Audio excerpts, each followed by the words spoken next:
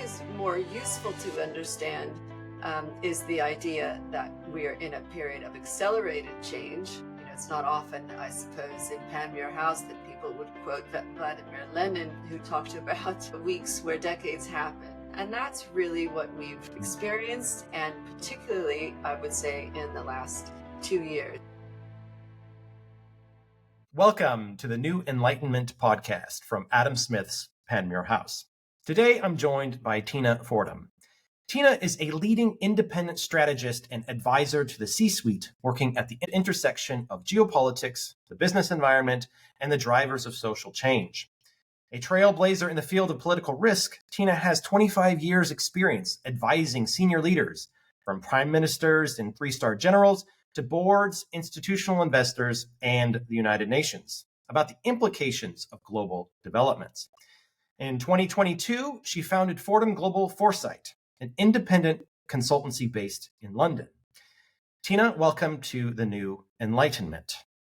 Thank you for having me, Adam. So we met at Panmure House just over a year ago, June of 2023. It was part of a celebration of the 300th anniversary of Adam Smith. And then I thought, I need to have more interactions with Tina. So we started a podcast. And so you've been on my list of people to talk with. And one of the reasons why I wanted to talk to you is I have a academic interest in geopolitics and geoeconomics, increasingly a new concept that seems to be thrown around a lot. And I wanted to talk to you because you've been working as a practitioner, if you like, of geopolitical analysis and risk analysis, thinking about how the world has changed and how we should understand the global economy and new threats. And so for me as an academic, it's interesting to see, well, how are people thinking about this and applying, let's say, ideas around what we think of as geopolitics in the C-suite, what you do as a business. So I kind of wanted to understand a bit about your experience and how, in the last 25 years of your career, and I know you've lived and worked in New York for a long time, and now you're based in London. So you're at the kind of the heart of at least the sort of transatlantic angle of global capitalism. So what has changed since you started your career, both in terms of the questions your clients ask you about and the state of the world? It's a great question. And I feel very lucky because I have this fantastic vantage point, really, an opportunity to speak directly to senior leaders and decision makers about the macro global forces that are going to impact the environment that they're working in, business and government. And also, and this is in contrast to academia, it's kind of like having a real-time laboratory for testing the impact. So this is why the fact that I spent the bulk of my career inside a financial institution. I was the chief global political analyst at Citibank, and I was and still am the first person ever to hold that role. You could see in real time how developments that might be important globally might not move financial markets, whereas others had more of an impact. And so we have to differentiate, of course, between markets and the economy. As an economist, you'll appreciate that. They are quite different things. I'm trained in political science and international relations, which is a social science alongside economics, but we don't always agree in the way that we see the world. I've spent my career working with economists because every financial institution does have a chief economist. One of the changes that I can observe is just the idea that we know less. The developments have gone far out of the comfort zone, I would say, of most macro economists, and that's true of political scientists too. So, for example, one of the questions I get asked most often, which you asked me, is when are things going to go back to normal? And I have a slide that I use in my presentation that's specifically designed to respond to this, and it's got listed on there the global financial crisis, starting in 2008. And the Eurozone crisis. And one of the questions I get asked most often is, when will things go back to normal? And of course, this idea of stability is really a myth, and normal is a normative kind of designation, which I sort of take issue with. And if we just look at the big once in a generation crises that leaders have had to contend with in the last 15 years, it's the global financial crisis. It's the Eurozone crisis. Obviously, here in the UK, it was Brexit. No one can tell me different. That's been a crisis. The onset of Trump and what I've called Vox Populi risk, which has brought changes to the international system and may do so yet again. The pandemic, Russia's invasion of Ukraine, which I count, and so do most international relations experts, as a major challenge to the post-war global order. Each of these was a once-in-a-generation crisis. Each of these eluded the brilliance of financial modeling that has emerged. I put that in quotes. And most of them have a lot to do with human behavior, right? Whether it's taking on too much risk, not appreciating crises until they're full blown. And so taking it back to the question that I'm most often asked about returning to normal, what was normal? Was it the period before 2008 and the global financial crisis? Because that's now a pretty long time ago, and we're definitely not going back there. That for a while it was fashionable to talk about the new normal. That's a McKinsey, consulting term. I'm not sure that's so helpful.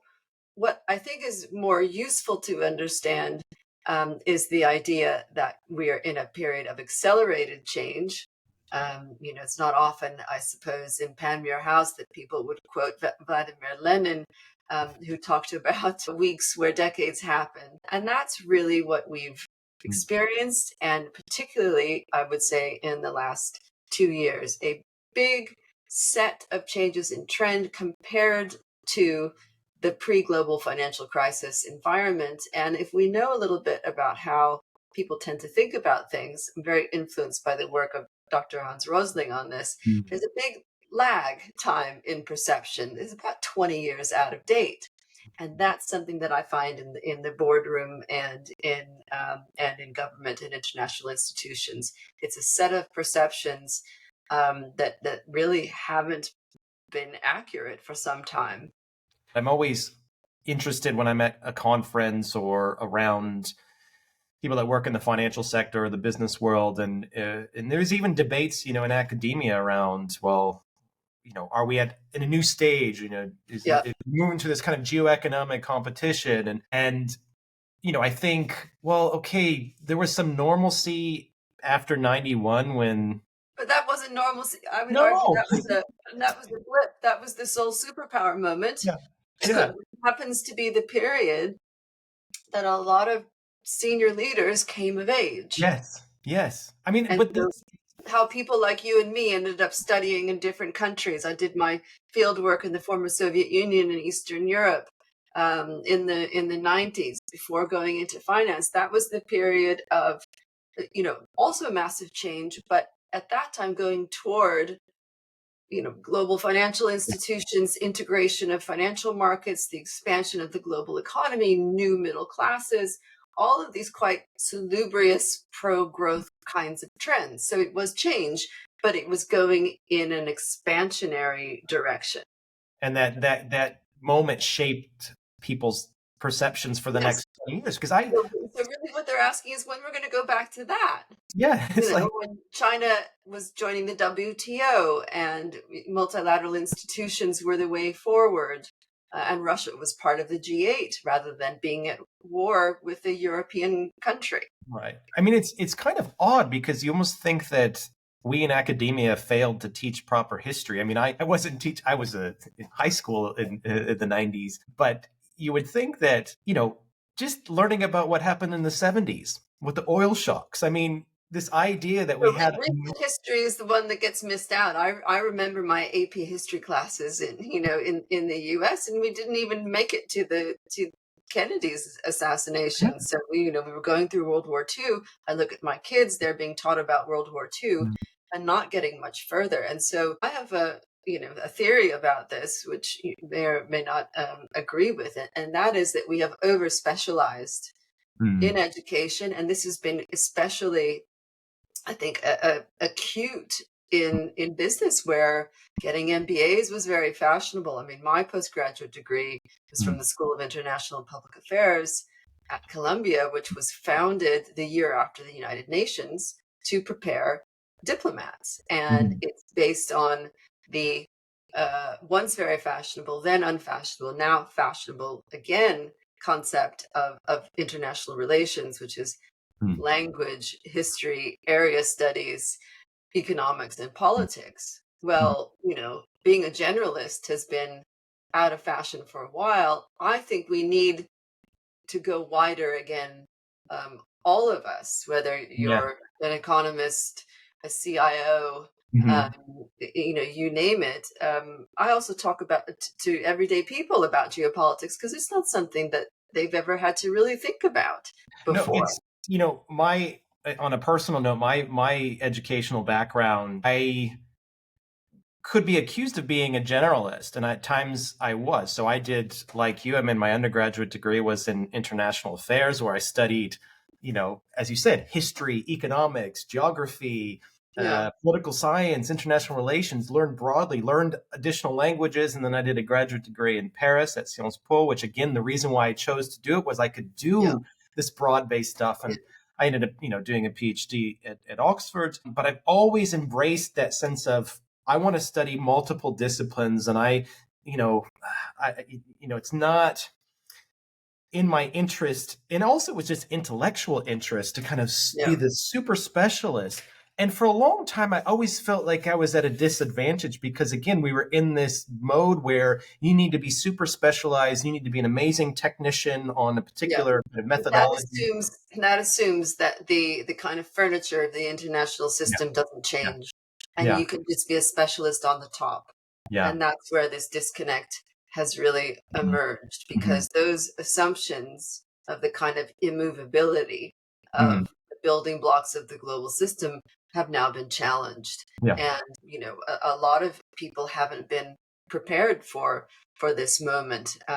If anything, that we should count ourselves lucky that the times that we've grown up in have been the most peaceful and prosperous, frankly, in all of human history. The period between the fall of the Berlin Wall in 1989 and the fall of Lehman Brothers, let's say in Yeah. 2007, of course, there were conflicts: Mhm, Yugoslavia, the Horn of Africa, mhm, Afghanistan, two Gulf Wars. But the extent of these conflicts and the amount of disruption in terms of human history mhm, was actually much less impactful, and that's part of the shock that mhm. I observe in the boardroom and on the trading floor, which is what is this stuff and why does it matter? The other reason why geopolitics hasn't been terribly disruptive thus far on the business environment and for financial markets is global liquidity. Liquidity from central banks has been a major buffer, whatever it takes, Mhm. as Mario Draghi said, and the onset of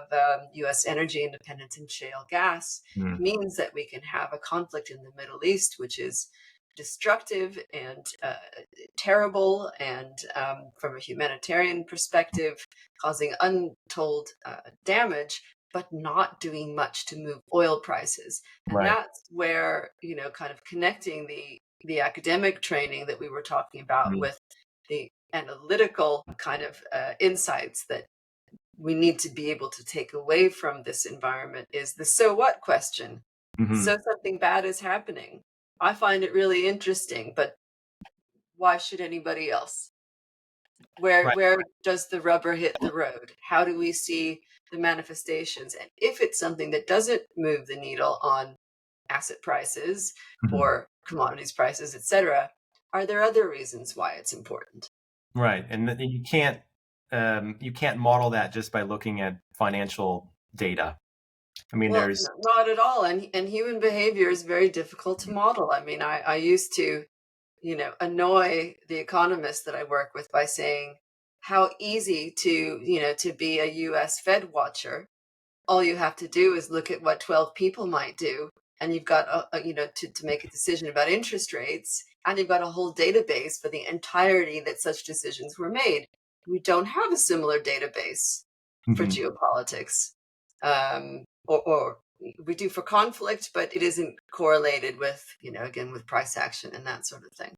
Well, I mean, if you take that kind of, I completely see your that working out. I mean, if you take, let's say, academic economists that, look at our model and this is what the data says, but then other more critical social scientists will start asking, what assumptions are you making and how are Yeah, you making those assumptions? And is your data complete? And I mean, good economists are very honest about what they're doing, but some I think will take it and kind of stretch it. But then what the economists will do is look at the other kind of disciplines like political science, often, which is, I think, has a lot of economics envy and is becoming increasingly quantitative. absolutely. A lot Yes, of, they become quantitative envy. quantitative envy, and they're all trying to do physics, but then they'll be critical of those people that just look at history and they're journalists over there writing Backwards stories. looking commentators. Yes, but the answer is we have to take parts from all of these approaches to Yeah. solve the Yeah. problems of today. And my idea of raising your PQ, political quotient, Mm. is in some part inspired by economics approach that says people act in their rational economic self-interest. No, Yes. they don't. No. No. So, All the time. but I'm curious, in your work as a geopolitical advisor, let's not even say political advisor, political risk advisor, Yeah. there's still a demand for frameworks. There's always a demand for, put a number on it, and so it's it's impossible to just go and say, this is what my gut says. And that Yeah. gut feeling is based on, actually, I'm looking at the history and I'm looking at these different factors, but you still have to put it in a kind of nice package that decision makers, because you're Yeah. competing with the economists that will come with a nice spreadsheet model. How do you do? The way that I talk about it is that it is possible to be systematic and structured. It does not lend itself to being quantitative. So there has been a whole slew of new AI, machine learning driven approaches that claim to model geopolitics. Now, their methodology is not transparent, but I don't think any of them, for example, predicted the Hamas attack on Israel on October 7th. No. In fact, I'm sure of it.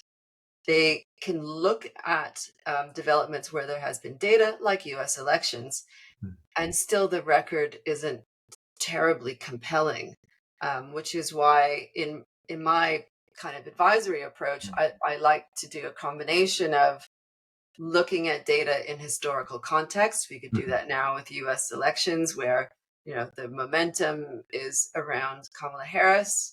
But I recently did some comparisons and saw that she's 7 points behind where Joe Biden was at this time Yeah. in the race. Mhm. So this sort of contrasting perceptions, reality, vibe, can't Yeah. model a vibe, and yet momentum is real. Yeah. Um, No, I do want to come back to the upcoming election, and not least because you and I are both Americans that live in Europe, where there's not always a good understanding of how America really works and how American politics really plays out. We'll come back to that. yeah, But I want to go back to, I mean, what you said about these new companies, these new kind of, everyone's doing AI geopolitics or AI this, and it looks very new, but actually there's been people that have been trying this, that tried this 10 years ago even, well, where I mean, I was part of an index is not the correct yeah. term, but an analytical framework that took a lot of data. Mhm. Uh, that was part of an initiative with a big Wall Street bank. My humble opinion is that these exercises are very useful to discipline your analysis, Mhm. but that we need to take a holistic approach. Yeah. Yeah. Um, But the point is that there's a lot of these companies that are saying, "Oh, we have the best AI or best machine learning, and we can scrape all this kind of Currency data." movements. Yes, you can do that with currency movements. Yeah, You can do that with asset prices. yeah, It doesn't work very well with human behavior. yeah. And I think, but this is where I mean, if we had a longer conversation, more tailored to this, we could look at the kind of the geopolitical risk analyst business, right? That Yeah, is people are trying to get into, where it's just seems to be, it's like with everything AI these days, or everything machine learning is, oh, I can take the data and spit out, yeah. something that tells you exactly what the Chinese are doing and what they're thinking, and it doesn't really kind of work. Let's move to the U.S. elections, because I think that's what people want to know. I'm glad you mentioned that your perception that, or analysis that looks at Kamala Harris being behind. I think there's a lot of the question I always get now from people is like, what do you think of Kamala Harris, and is she going to beat Trump? And I say, well, I'm not so sure yet. I mean, it's still a while away before the election. A lot of things can happen. And also, again, what you say, it's, you look at and there's a lot of media kind of Mhm. pushing this, and a lot of kind of energy. But is that energy going to translate into moving swing states towards her versus Trump? What's your perception of where are Mm. we at now? Where are we going to be at? And again, you don't have to kind of you can save your real opinion for the So, slide.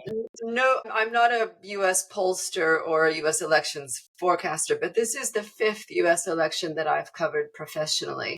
Mm, And what I find is that people tend to have very short memories, mhm, um, and also an awful lot of projection going mhm, on. So I was asked earlier this year in an interview if I thought it would be Trump or Biden, and I said neither. mhm, Um, I couldn't have predicted that it would be Harris. mhm, Nobody did. But my perspective at the start of the year was that the presence of more wild cards than ever mhm, before mhm, meant that this would not follow the usual US elections playbook. And most business people want a side by side comparison of economic policies, mhm, to understand the impact on their business. And I've kind of blown that up and said, first of all, we're at an inflection point, mhm, in terms of either the continuation of the post World War II so called liberal order, liberal as it's used in Europe and not in the United States, versus something much more personalized, that is, in effect, a coalition of interests under Trump. I agree with what you said, that there's still more surprises to come. But if we look at this extraordinary period of about 5 weeks, mhm, since the attempted assassination of Donald Trump, which was extraordinary, but also feels like ancient history. Withdrawal from the race of Joe Biden, the nomination of Kamala Harris, his vice president, who's going to accept the nomination tonight at the Democratic National Convention. But every television interview I have, they say, well, where are the policies? And I say, hold on. First of all, she's very new. US voters don't know her very well. I think that taking the opportunity of the DNC, the Democratic National Convention, she's introducing herself and her running mate. The other important thing that's happening there is to try to make the US Democratic Party, which is historically a very unwieldy, mhm. undisciplined, quite big tent, bigger than Republicans in Yes. that sense, and get them on the same page. Because remember, only a few short days ago, lots of press about, would this be like Chicago 1968 DNC with anti-Vietnam War protesters? Well, that hasn't materialized. So Harris is accomplishing something important, Mm, which is moving toward party cohesion. There is one of my PQ razors, as I call them, political quotient, is the more exposed the candidate is, and the more detail that they elaborate on, the more voters they lose. So she's been quite wise. She can't do mm, this much longer, but she yeah. can do it a little bit longer. Mhm, And she does have the momentum. She has caught up and in some cases surpassed Trump. But Hillary Clinton 2020, 4 points ahead in the polls. September surprise, the Comey report, this idea that the health scare where she fainted at 9/11 memorial. People have already forgotten this. Trump's election was plausible, and I said so at the time. The margin of error in U.S. polls is at least 3 and as much as 5 points. So we're not going to feel very confident either way going into this election, barring a major event which completely changes the calculus. What could that be? Well, Robert F. Kennedy Jr. has said that he will resign by the end of this week and endorse Trump. His supporters migrating to Trump could make a difference. Something like cryptocurrency. Most people aren't thinking about 60 million U.S. People in the U.S. hold crypto. RFK has appealed to a lot of those people, and migrating to Trump could make sense. Independents, so-called low information voters. So we are still in the midst of so much uncertainty, and like anyone else, we just had the UK elections here in an incredibly compressed period of time. I think Harris is perhaps unknowingly taking a page out of Keir Starmer's book and just keeping quiet on the detail because people can project their perceptions there. But we have so far to go. So my prediction is, in terms of how the momentum might unfold and events, she'll accept the nomination. She'll make some more detailed pronouncements on economic policies. Both candidates, by the way, and this you can come in on this from your perspective, really hearing heterodox policies on both sides, whether it's Trump and his tariffs or Harris and the so-called price gouging, which is fairly unenforceable.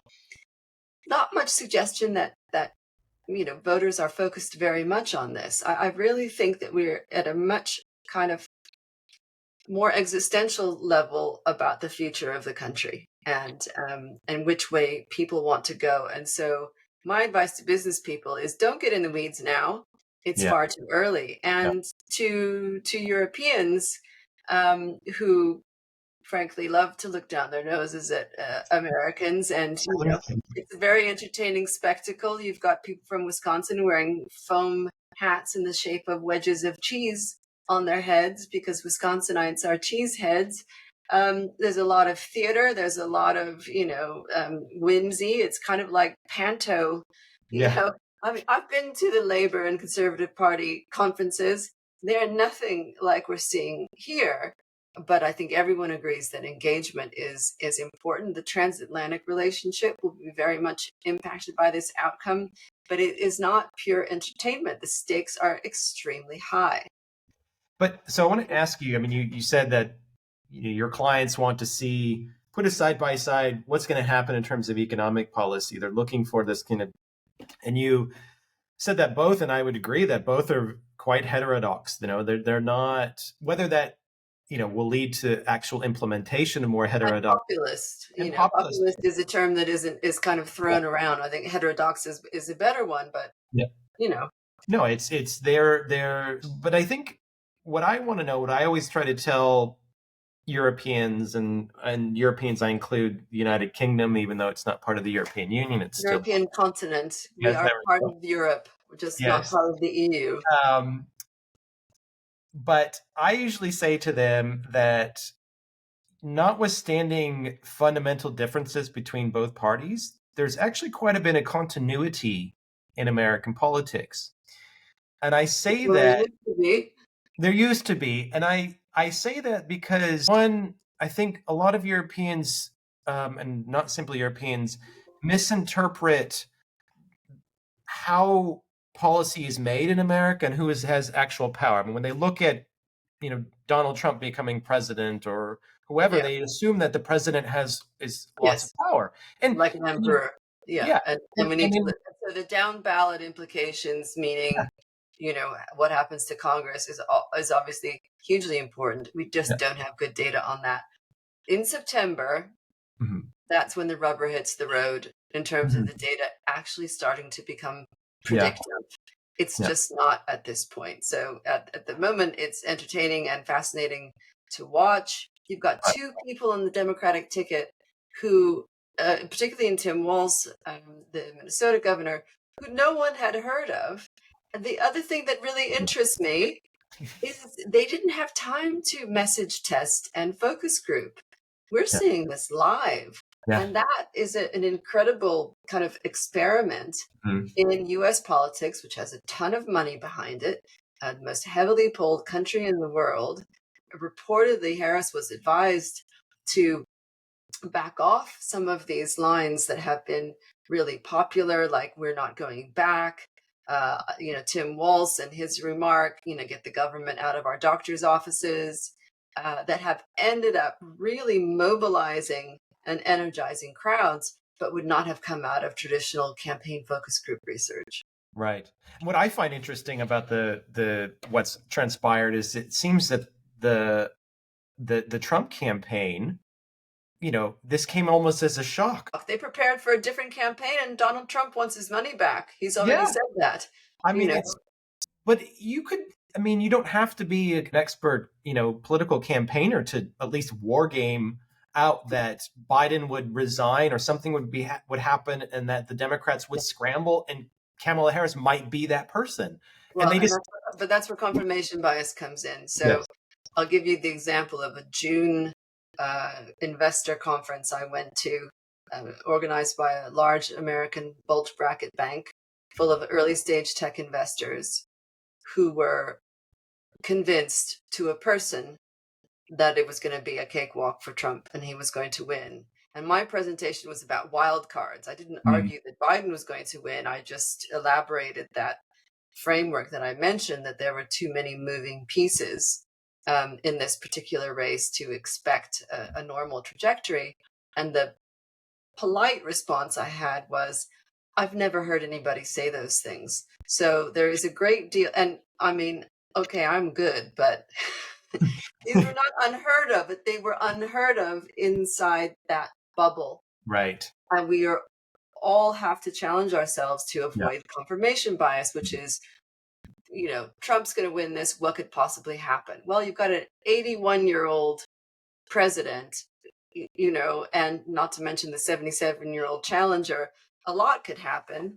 The idea of an assassination attempt or an exit, wasn't on anybody's bingo card, as they say. Well, it should have been. The departure of one or both of them should have been on your bingo card. And I would go so far as to say, I'm not certain that Trump will remain as a candidate. We should Yeah. also question whether, if it looks like he's going to lose, that he steps out or that Vance is forced out. Everything to play for. It could. I mean, this is where I was talking to some people the other day, and the consensus of this small group of people, not any experts necessarily, was that had things transpired differently, Vance would not have been the pick because now Unlikely, but I he, don't think he would have voted. I don't think Trump would have taken on Nikki Haley, yeah, who would have been I think the campaign's advice to him. yeah. That would be a different race. I mean, if Nikki Haley were the candidate, it would just wipe away so many concerns. I think All of right, the but let's bring it public. back to economics, okay? Yeah, Because again, what do investors, you were asking what my clients want. They would normally say, okay, the US economy is booming, growing at a rate we in the UK and Europe can only dream of. yeah, Unemployment is low. Yes, inflation is a problem, but it's going the right direction now, which is down. That's the usual kind of set of indicators that you would look at for a US election and say, right, the incumbent's actually in a pretty good place.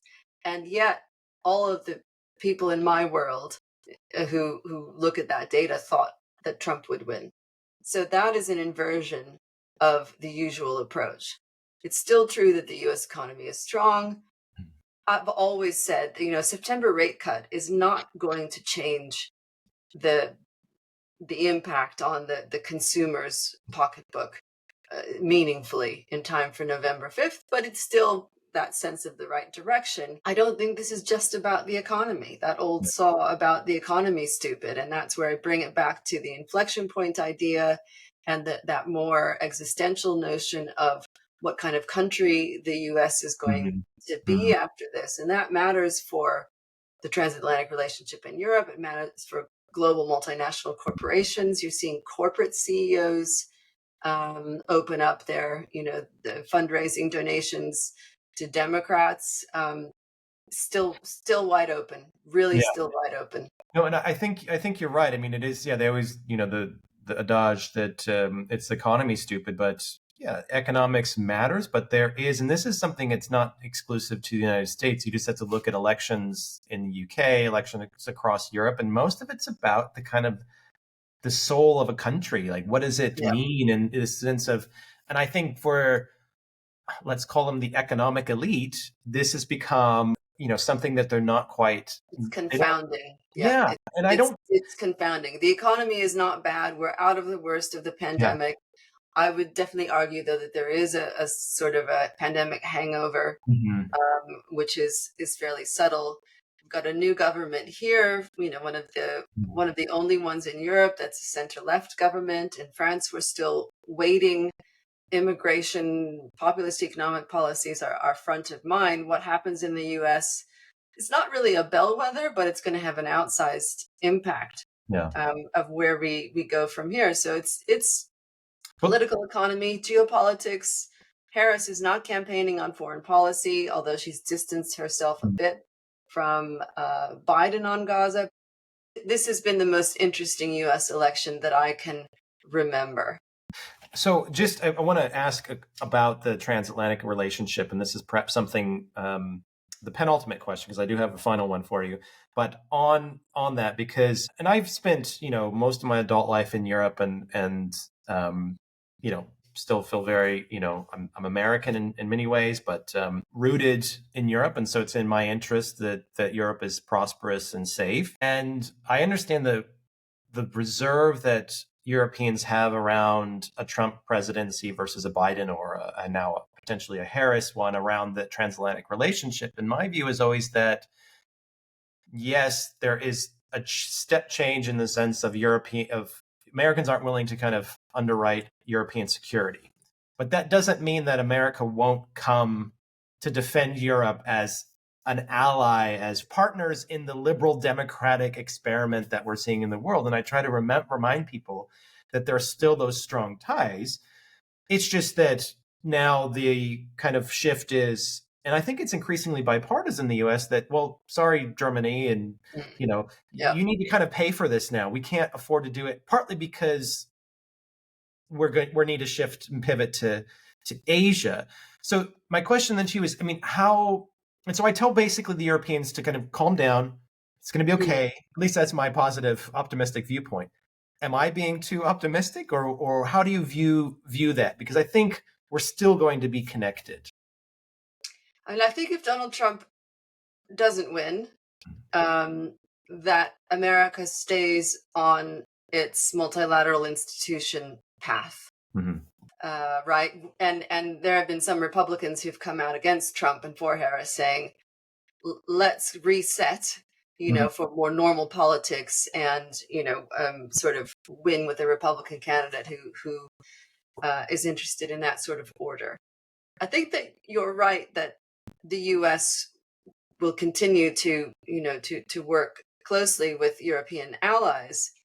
But what I observe talking to European capitals and others is the sense that Trump isn't an aberration, and that Europe does need to do more for its security. So we can see this in Poland, which has increased its NATO contribution to 3%. And, unsurprisingly, the countries that are closest to Russia are doing the same.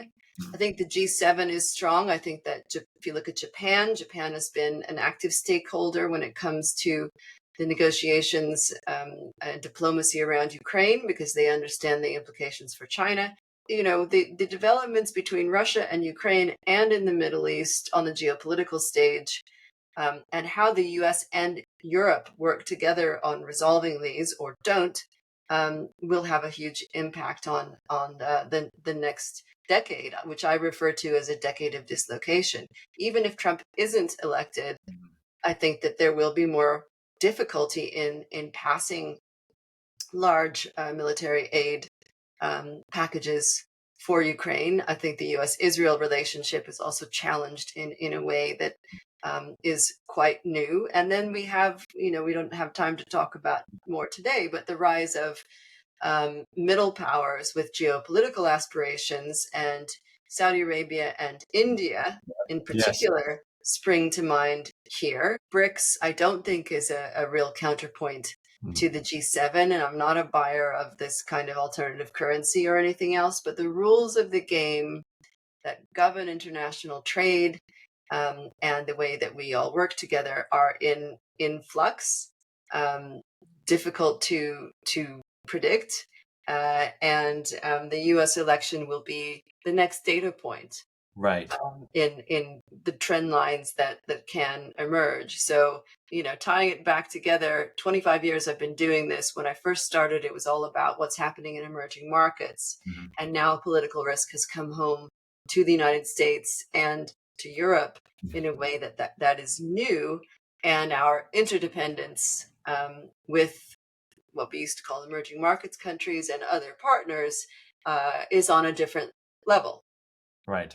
Okay. Final question, perhaps a hard one. And just to circle back to what you mentioned earlier about tensions in the Middle East, they haven't really moved markets. What happens if Iran acts? Because the U.S. will come to Israel's aid. The Arab states, particularly Saudi, UAE, they're not going to sit still. What can we expect? I mean, obviously, you don't know what Tehran is thinking, but that would be, I think, potentially even more fundamentally destabilizing than, say, Ukraine. Yeah.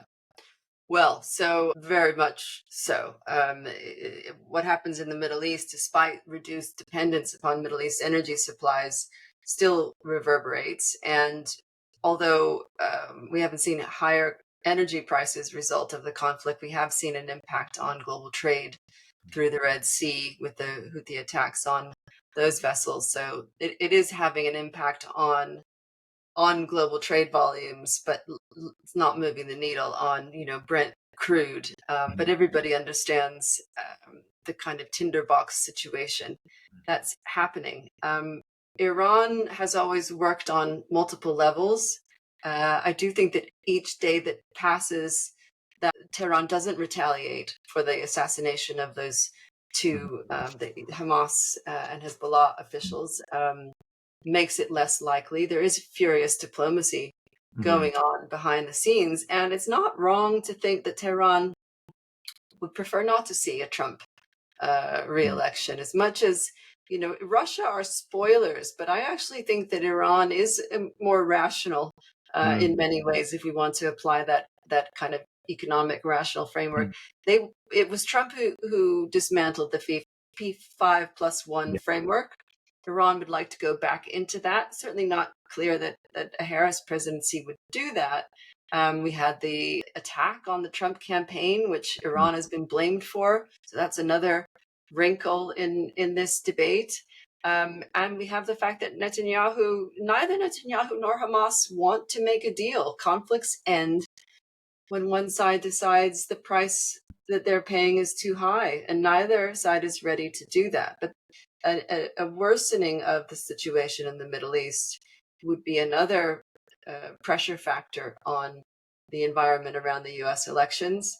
We have had a U.S. carrier group, aircraft carrier strike group, move to support Israel. That's signaling in international relations. There really have never been so many flashing risks at one time that could be systemic that I can remember. I talk about this in my monthly Navigator series that I do with the London Stock Exchange. And yet human behavior seems to translate into people, not wanting to get too worried, into, that confirmation bias, the normality bias that says, I think everything's going to be more or less okay. So fascinating to probe those disconnects. Yeah. I hope we have a chance to talk again. Absolutely. Tina Fordham, thanks for joining me on The New Enlightenment, and I will see you again, hopefully, very soon. Thank you, Professor Dixon. You have been listening to the New Enlightenment podcast from Adam Smith's Panmure House. If you found this interesting, please consider subscribing and sharing. If you would like to learn more about Panmure House, please go to our website, panmurehouse.org. Thanks for listening, and until next time.